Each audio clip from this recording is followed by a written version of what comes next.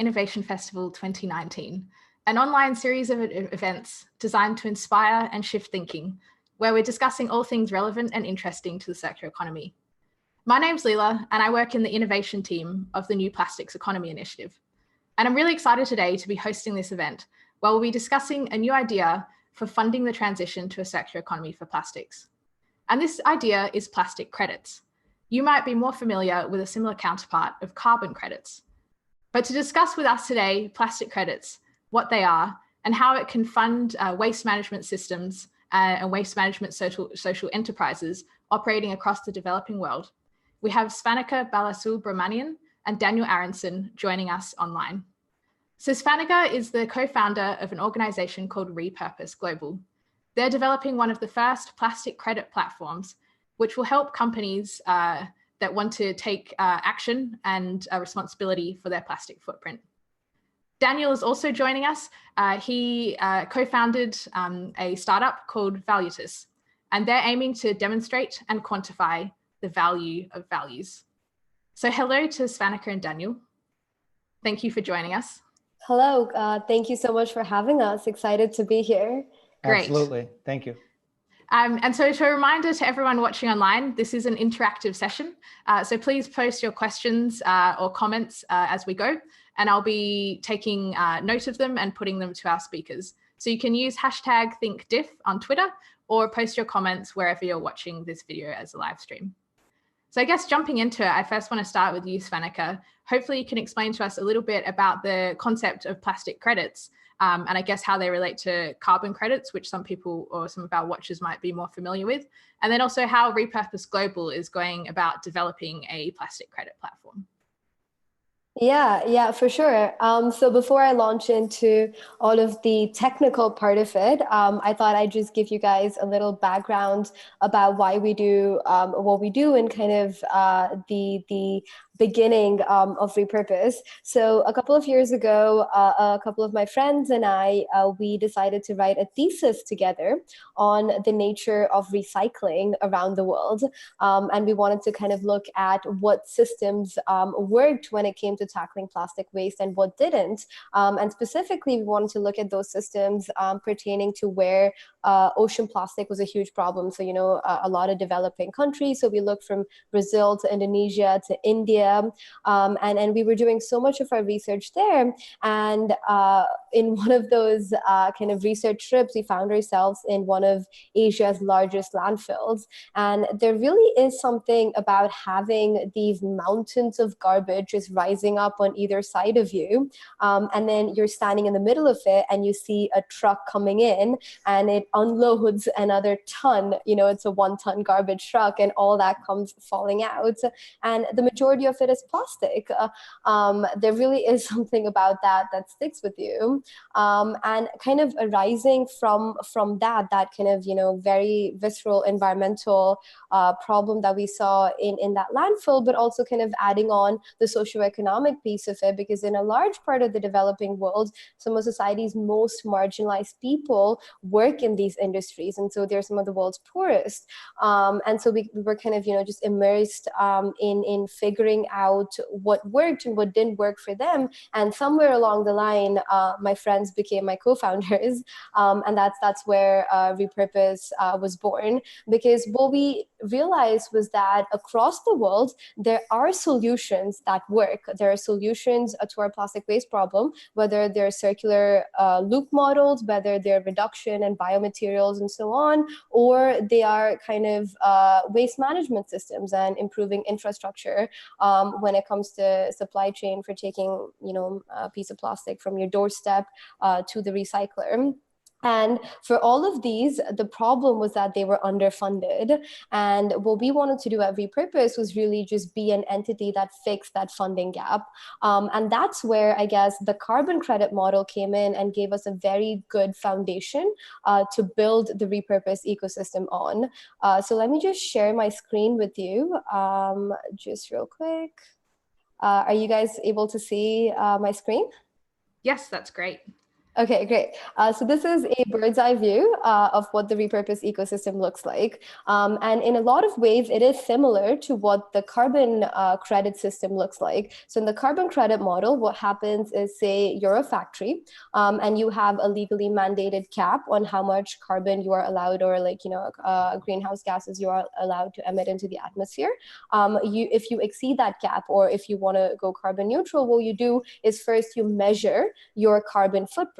That's step number one. And then as step number two, you go put some money into air recapture of carbon, or planting more trees, or any of these, a number of solutions that exist, and to I guess remove an equivalent amount of carbon from the atmosphere as you put out, as your footprint was, and you get credit for that, and so you get certified as a carbon neutral company. And in much the same way, what we are doing here is applying that model to the plastic space, and what we're hoping is that it would unlock much needed funding, urgent funding for these amazing solutions that exist around the world, and do so in a way that's good for the business. So this model is good for the business and good for the planet, because a lot of businesses today are looking for solutions. A lot of consumers are demanding solutions of these businesses to take action today. And that's what we are providing. So just to kind of walk you guys through very quickly, you have the plastic waste producers on one side, which you can think of as these businesses. Maybe let's take an example of a cosmetics company that is putting out a face cream in plastic bottles. Now, the first thing we do is measure their plastic footprint, the footprint of these cosmetic bottles. And then they put some amount of money through repurpose into this plastic neutral fund. And this fund essentially makes sure that we remove as much plastic from our environment as they are putting out into it. And this is done through a combination of different solutions, whether it's recycling, whether it's ocean recovery, whether it's kind of designing a closed loop model for them. And all of these generate plastic credits, which are then given back to the business. And so now this business is a plastic neutral certified business. So that's really kind of how all these pieces fit together. And I guess this is where, things got a little bit complicated, because all plastic waste is not, all plastic waste removal and all these solutions are not made equal, in much the same way that all plastic waste is not made equal. But we really didn't have a way of properly measuring that additionality. So for us at Repurpose, we wanted to make sure that we were guaranteeing 100% additionality, that all of our funding was going into the most needed areas with the most efficient solutions. But we have, for example, different projects. I'll give you an example of two of them. One is where we remove low value plastic from the environment, and low value is plastic that no one wants to, I guess, touch because it intrinsically has no value. And the other solution is where we incentivize fishermen to go out into the ocean and while they're fishing to also collect plastic for us. Now, both these projects are very different in the way they're structured, but the only way we have right now of measuring them is by kilograms, and perhaps the socioeconomic impact that goes along with it. But we really wanted to kind of have a more robust method of measuring the baseline and measuring the additionality, which is where Volutus came in, and I'll let Daniel speak a little bit more about it, but that's kind of the future that we want to be building towards, and yeah, I'll hand it over to you. Great, thanks for explaining very clearly, I guess, the concept of plastic credits and how a company can then, obviously you can't completely eliminate your use of plastics, but it means that you can then offset that use by ensuring that you're building the infrastructure required to collect that, and especially looking at the places where we've got the highest leakage of plastics into the ocean. Maybe, Svenika, could you just briefly expand on like what a low value plastic is? Is all plastic low value? And then I think this will lead nicely then into what Daniel will be explaining to us. Yeah, for sure. So, I mean, we all know that plastic comes with, the material itself. There are so many different types of plastic when you're thinking about the technical side of things. But when you want to think about it from the economic sense of things, most plastic can be divided into high value plastic and low value plastic. So high value plastic is things like PET or these hard plastics that you have that intrinsically can be recycled in an easier method. And so it's cheaper to kind of, that entire supply chain is fairly cheap. And once the end product is recycled, you can sell it, and there's that economic incentive that comes in, and that flows down the value chain. So if you think about how the informal sector works, if you are a rag picker in a landfill in Vietnam, you would only pick up a piece of plastic if you're going to be paid by the scrap dealer a good amount for it. And that scrap dealer would only purchase it for a good amount if he's going to get paid a good amount. And so that's kind of how the chain builds. And so low value plastic is all kinds of plastic that no one wants to pick up, if you want to think about it like that, because it doesn't make economic sense right now. And so this is the plastic that actually ends up the most in the ocean. So think about your chips wrappers and your chocolate, your candy bar wrappers, all these like flexible packaging, the multi-layered packaging. These are the ones that are very, very hard to recycle. And sometimes they're not even possible to recycle. And so whether you're a formal supply chain or an informal supply chain, these kinds of plastic no one wants to deal with. And therefore, if we were to fund their recovery, the additionality is slightly higher because no one else would do it, as opposed to for high value, someone is willing to do it already. And so the baseline is higher, if that answers the question. Great, thanks. Yeah, I think that makes it really clear, and it's interesting to think about the fact that not all plastics are made equal, and they're not all solutions for collecting plastics or dealing with the plastics issue are made equal. And so I know this is where Daniel can jump in and has been doing a lot of work on how do we think about this concept and how do we actually measure and compare the types of solutions that we can put in place. So jumping over to you, Daniel, to give us a bit of an insight in what you're thinking about. Great, thanks. And thanks, Vanika. Yeah, I think we all kind of understand the issue and the problem that we're having and how big a deal it is. This is from literally yesterday, the BBC's 7-to-1 plastic outnumbering fish in Hawaii, in breeding grounds for fish in Hawaii, from literally yesterday. And the thing is, we all understand the problem and the challenge of getting action, right? The challenge is that we have not enough going on. We're making too little progress and we're moving too slowly.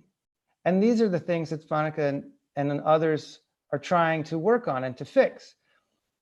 Our idea at Valuetus is, what if we could get to this world where not only is plastic out and it's pristine, but it's recognized for the value it truly has, which of course is what Svanika's talking about, is that it has a value, some of it, and she's helping, and Repurpose is helping to give value to the lower value plastics.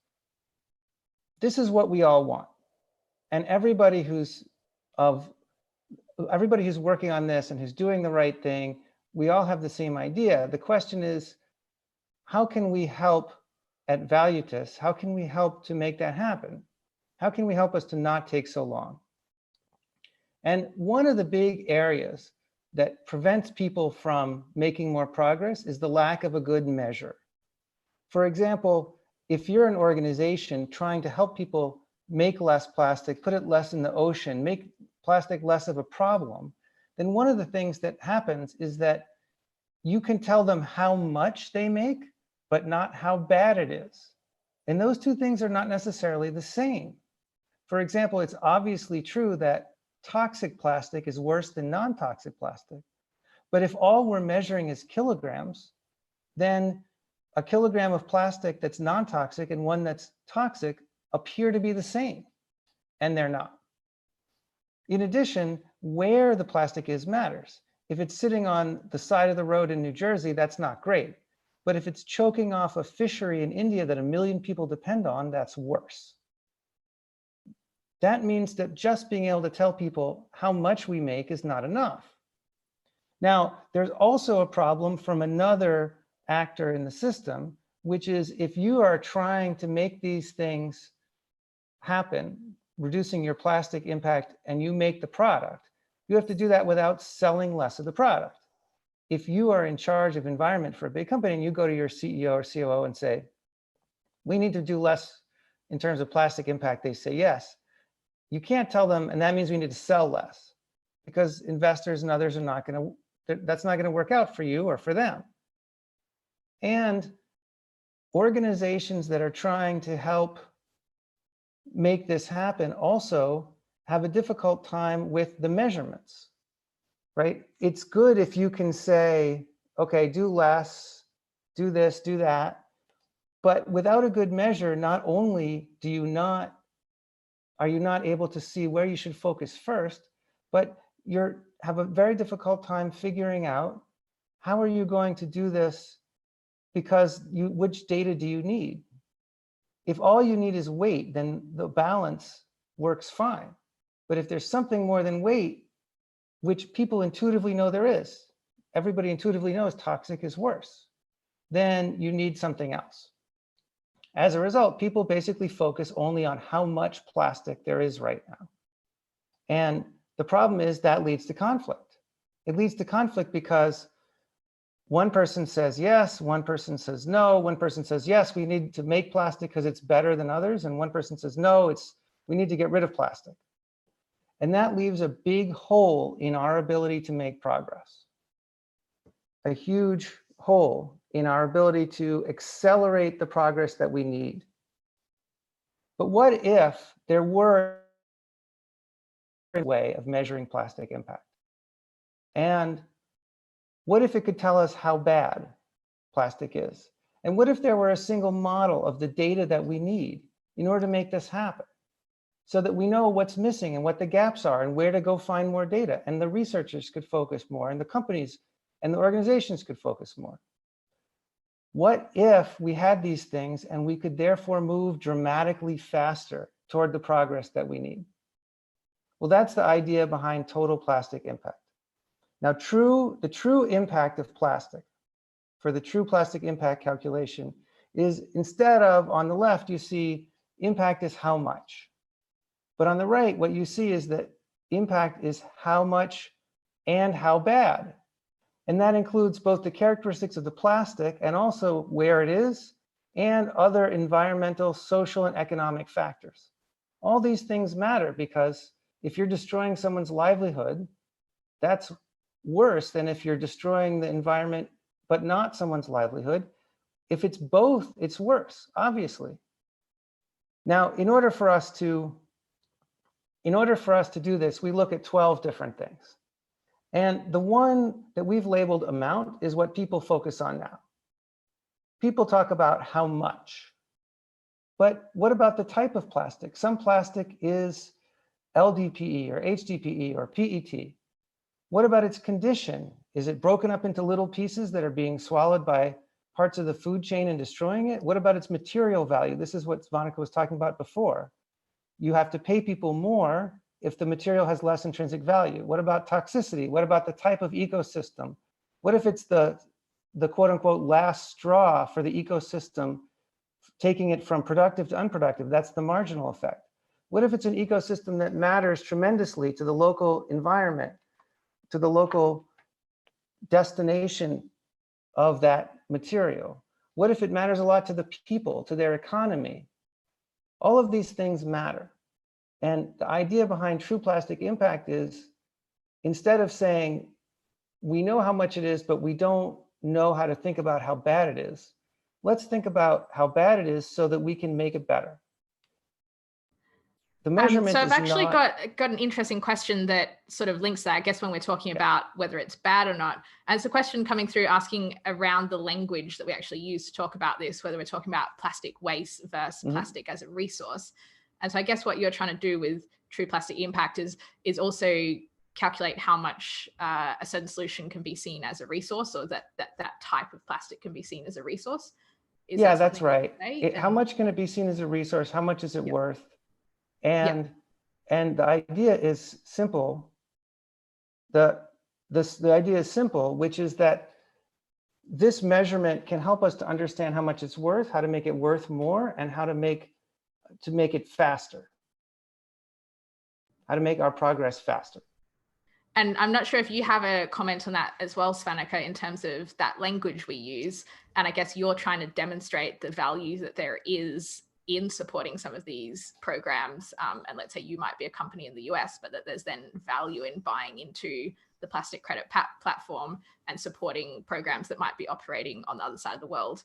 And as I was saying, that sort of thing around saying plastic value versus just plastic waste. Yeah, I do think that's a completely valid point. And we can think about that value. I think there are three kinds of value to be had here. The first thing is the obvious environmental effect, because I mean, we like to say that even if all the plastic in the world was being used and in one tiny remote island in a corner of the world, at the end of the day, the effect on the planet is still going to be the same. And so the environmental effect of kind of removing plastic from anywhere in the world is still very significant.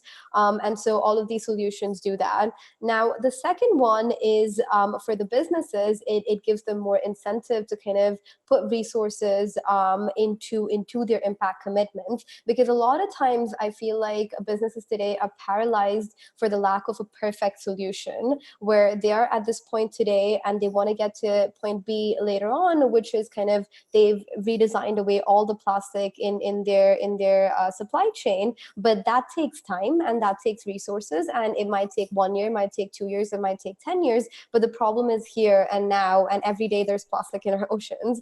And so what I guess even jumping in on that, the fact that, you know, we talk a lot in that plastic is a useful material as well. So in some cases they might not want to completely design plastic out, but then they want to support programs that are helping eliminate disposal. Exactly, because sometimes the problem is not the plastic itself, but where the plastic ended up and where it, you know, the end destination of it. So that's a second, the second value add. And the third value, I guess that often gets overlooked in this discussion is the socioeconomic, that human capital, because almost 2% of the world's poorest actually depends on recycling and informal waste management to provide livelihoods for them. And these are entire families who do this for a living. And while they do it in conditions that are not optimal right now, what we should be doing is empowering them and formalizing that industry, because the more funding we invest in long-term solutions for better waste management, for better plastic management, we're also giving jobs to these people and bringing them into the formal sector and kind of breaking that cyclical poverty that they've been trapped in. So yeah, I do think this entire thing has immense value on multiple different fronts. Yeah, great. And that's the value of the kind of work that Repurpose is doing, others are doing on all three fronts. All we're saying is it needs to be reflected in the measurement. Right? The purpose of having good measurement is it's more valuable if you're helping people economically and socially as well as environmentally.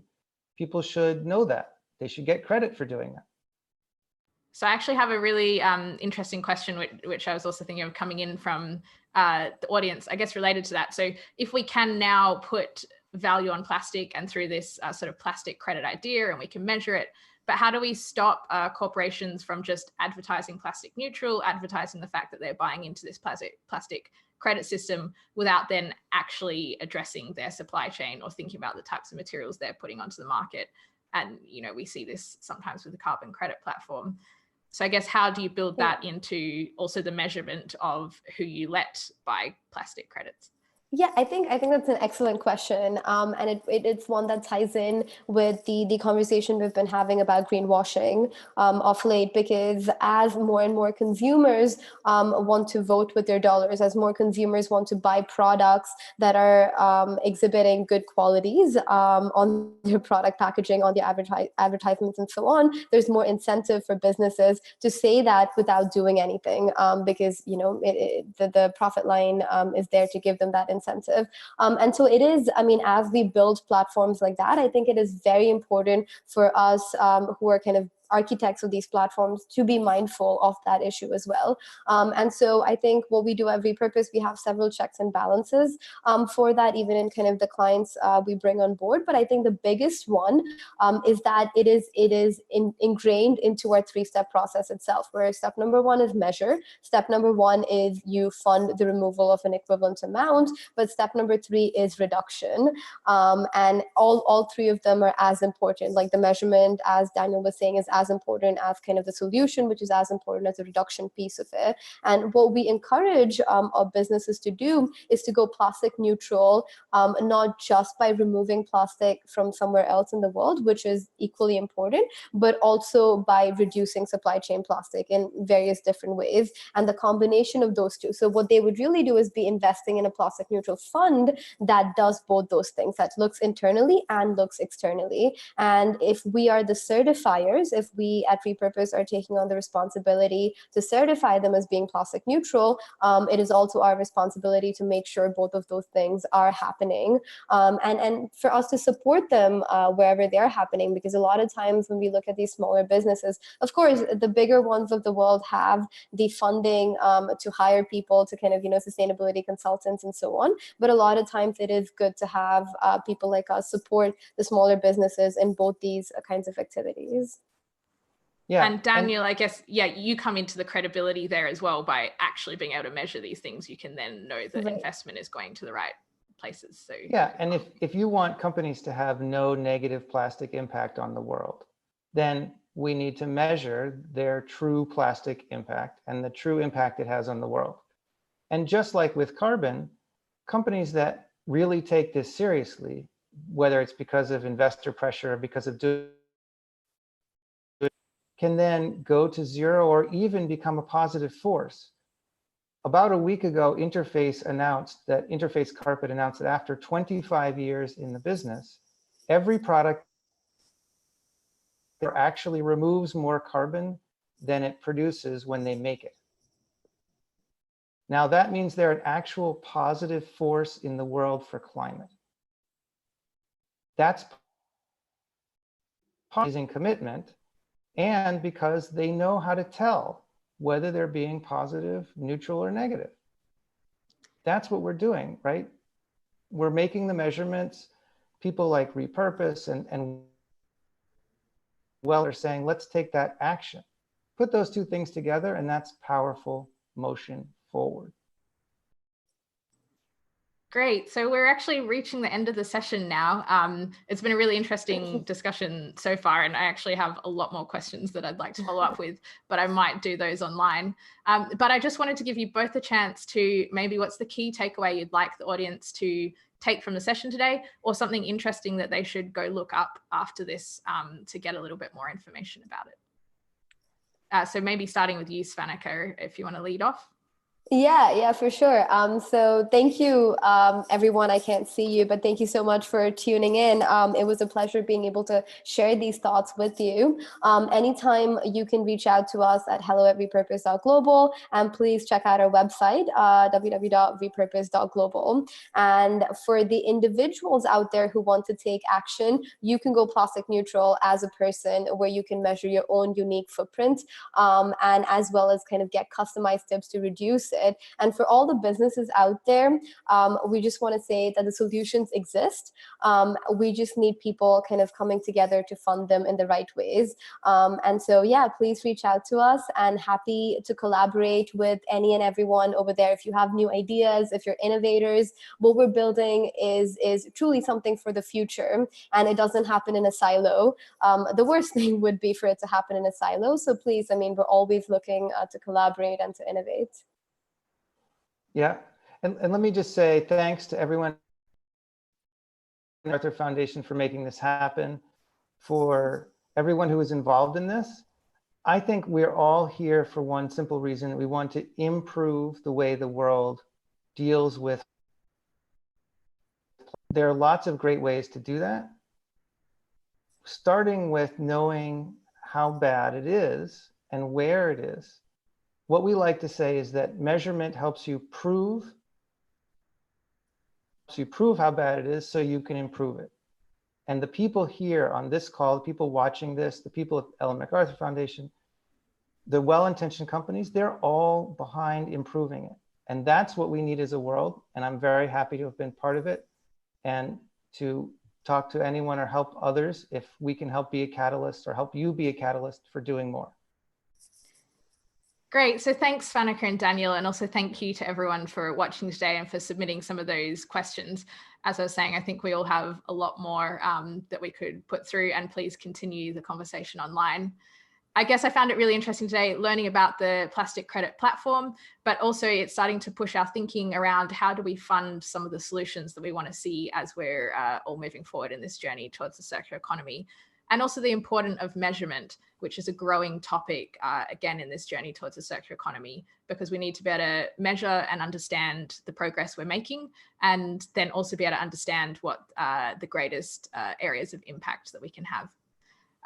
So there's plenty more DIF sessions coming up for the rest of the week. So I encourage you to have a look at what else is going, a few more on plastics, but also broaden your mind on a whole range of other topics. Otherwise, that's the end of the session today, and thank you for joining us. Thank you.